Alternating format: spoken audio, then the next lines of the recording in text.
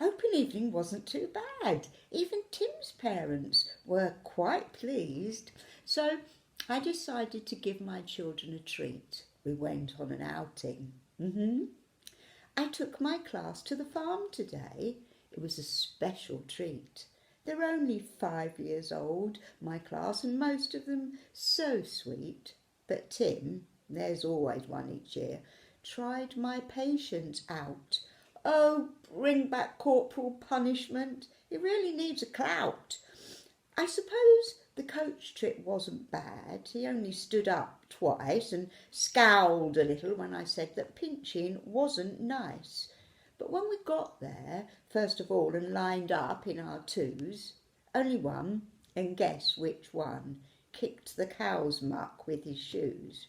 Please, children, mind where you walk and don't make too much noise, for animals are frightened of noisy little boys.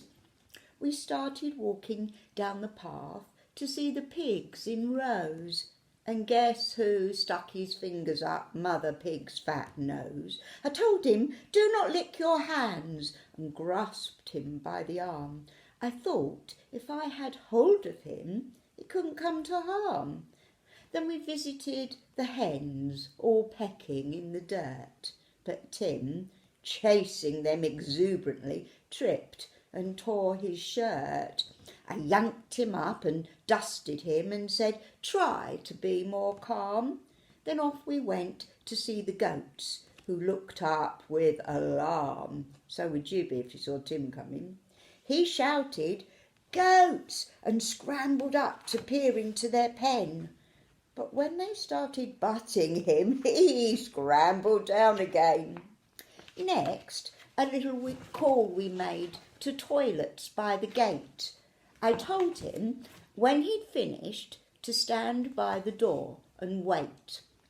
A cry of woe was heard within, and this was really bad.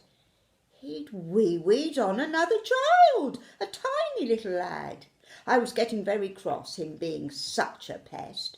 I said, why can't you behave yourself and be like all the rest? Now, you must stay by my side. You must not run amok. We'll sit down by the pond and watch the baby duck. That short respite did not last long. His sandwiches soon gobbled. He was up and ready. So after him I hobbled. The animals had now caught on. I think they realised 'twas safer to stay hidden than by Tim be vandalised. Just look, I cried. Please do not touch. You mustn't pull that tail or poke that pig or swat that goat. And then I heard a wail. What was it now? I'd had enough. I was feeling weak and wonky. But, joy of joy and utter bliss, he'd been bitten by the donkey. Oh, my goodness. Wait till his mum finds out. Ooh.